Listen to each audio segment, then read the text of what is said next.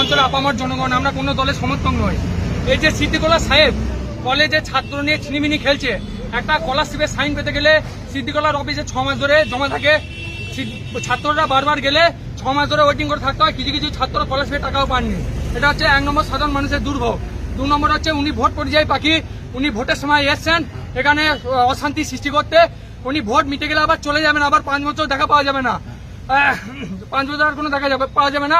তাই বলি এই গদ্দার এমএলএ আমরা চাইছি না। বাগাসন কোনো মানুষ সাধারণ জনগণ আপামর জনগণ সিদ্দিকুল্লাহ সাহেবকে চাইছে না।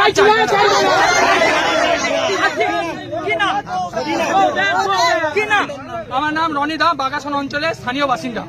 কি করলেন আপনারা? আমরা সিদ্দিকুল্লাহ সাহেবের বিরুদ্ধে আপামর জনগণ একটা ধিক্কার মিছিল জানালাম। এমএলএ কে 4 বছর দেখা নাই, তাই সিদ্দিকুল্লাহ সাহেবের ঠাঁই নাই বাগাসন কোনো অঞ্চলে কোনো গ্রামে। কালো পতাকা দেখিয়েছেন? কালো পতাকা দেখিয়েছি। মহিলারা ব্যাপক বিক্ষোভ করেছেন, আপনারা দেখতে পেয়েছেন মহিলাদের কি স্বতঃস্ফূর্ত মনোভাব ছিল।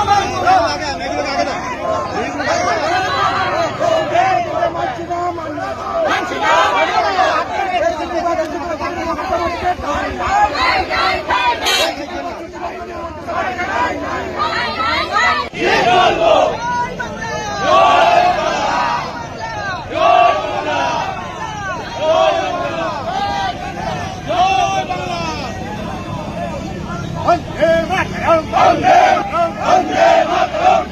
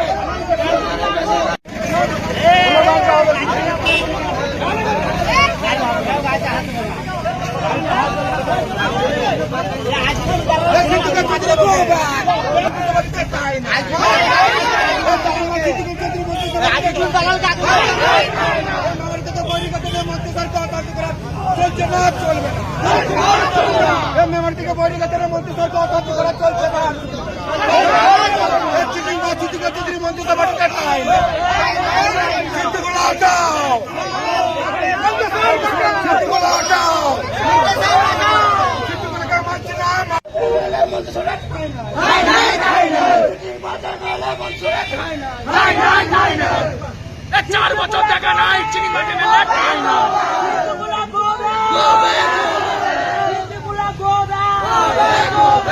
4 বছর দেখা নাই চিনি মাঝে মেলে বাগাসন অঞ্চলে ঠাই না সাধারণ মানুষের দুর্ভোগের কারণ সিদ্দিকুল্লাহ সাহেব দূরত ভোট পড়ে যায় বাকি ভোট এলে আসে ভোট চলে গেলে দেখা যায় না সিদ্দিকুল্লাহ সাহেব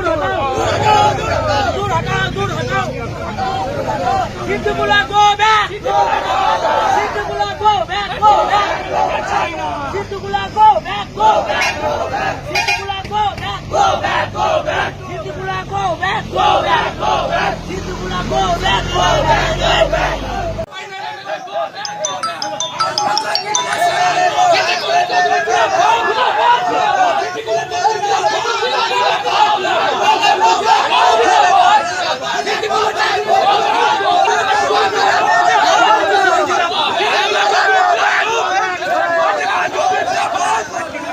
আমাদের এখানে যে তোলাবাজ ধান্দাবাজ চিটিংবাজ মন্ত্রী আছে শুধুমাত্র তোলা ছাড়া কিছু বোঝে না।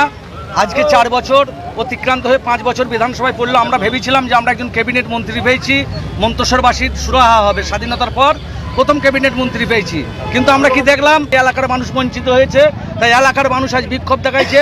আজকে পরিযায়ী শ্রমিকের মতো তিনি এসছেন, কিছু তোলাবাজকে নিয়ে, কিছু গুন্ডাকে নিয়ে মন্তেশ্বরের সাধারণ মানুষ আজকে 4 বছর পর আজকে দালালি করতে এসছে মন্তেশ্বরের মানুষ। সামনেই তো বিধানসভা ভোট, আপনার কেন্দ্র, আপনি কি আবার এই আমি বলি যে দল ঠিক করবে, এখানে উপরওয়ালা যেন শরীর স্বাস্থ্য ভালো রাখেন, অন্য কেউ দাঁড়িয়ে জিতবার মতন জায়গা নেই। বারুদের মতন এই খবরটা ছড়াচ্ছে সারা পশ্চিমবঙ্গ ব্যাপী। পশ্চিমবাংলায় নিঃসন্দেহে মমতা ব্যানার্জি, অভিষেক, তাদের রাজনৈতিক একটা সত্তা আছে, আমি স্বীকার করি, কিন্তু সিদ্দিকুল্লাহ চৌধুরীকে বাংলার মানুষ ফেলে দেবে সেই জায়গায় নেই। আমাদের সংগঠন সারা রাজ্যে বিস্তীর্ণ। আমি রাজনৈতিকভাবে সমাধান চাই, আমার সংগঠন নিয়ে উত্তর দিলে আমি খুব সহজে উত্তর দিতে পারি। এবং এই নৈরাজ্য, এবং আমার ভয় হচ্ছে এই শক্তি পেল কি করে? এর ভিতরে থেকে মাওবাদী শক্তি আছে, তারা কি এই দলের ক্ষতি করতে চাইছে, আর কোথাও হাতে তামাক খেয়ে গোলমাল করছে? পুলিশের সামনে কমপক্ষে 50টা পুলিশ হবে দুই দিকে। ওই ইট আটকাতে পারলো না, রডটা আটকাতে পারলো না, পিঠে একটা বাড়ি মারতে পারলো না, এত মানে অসহায় পুলিশ। আমি তো অবাক হয়ে গেলাম। আমি যদি এরকম হই, এখানকার মানুষরা তো বাস করতে পারবে না, বিদ্রোহ ঘোষণা করে ফেলবে যদি মানুষের সুবিচার না পায়। ঘটনার কথা কি মুখ্যমন্ত্রী অভিষেক বন্দ্যোপাধ্যায় একেবারে যথারীতি যেখানে জানাবা জানিয়েছি। আপনার এসপি সাথে গত রাত্রে সময় হয়েছিল, আসেন কথা বলবো, আমাকে বোঝান। তিনি আমাকে নিজেই বললেন, সাহেব আপনার হাতে চোট লেগেছে, কাজ ভেঙেছে, সব জানি, খুব দুঃখিত এটা সাহেব, এটা হওয়ার কথা না। দুঃখ প্রকাশ করলেন, এইভাবে যদি আপনাকে হেনস্থা করতে থাকে তাহলে আপনি এই দল ছাড়বেন? আমার বক্তব্য, আমি এখন তৃণমূলে আছি, মানুষের সম্মানটা বেশি। এটা আমাকে আঘাত নয়, মুসলিম জাতির প্রতি আঘাত, এনে বলে দিচ্ছি। পশ্চিমবাংলার সমগ্র মুসলিম এবং ধর্মনিরপেক্ষ মানুষের প্রতি আঘাত। আমাদের ক্যাবিনেটের কোনো মন্ত্রী সমর্থন করবে? আমি জিজ্ঞেস করছি। 44 জন মন্ত্রী, এর ভালো কাজ হয়েছে? বর্ধমান জেলা বলবে? এখানকার সাধারণ মানুষ বলবে যে ভালো কাজ হয়েছে? এরকম নিকৃষ্ট মানুষরা দলের জন্য যারা বিপদ, আগামী দিনে কি ঘটিয়ে দেবে দলের, সন্ত্রাসের বিরুদ্ধে মমতা ব্যানার্জি লড়াই করেছেন, এটা নিশ্চিত তার কাছে গেছে, দল বিবেচনা করবে, এটা আমার বিশ্বাস।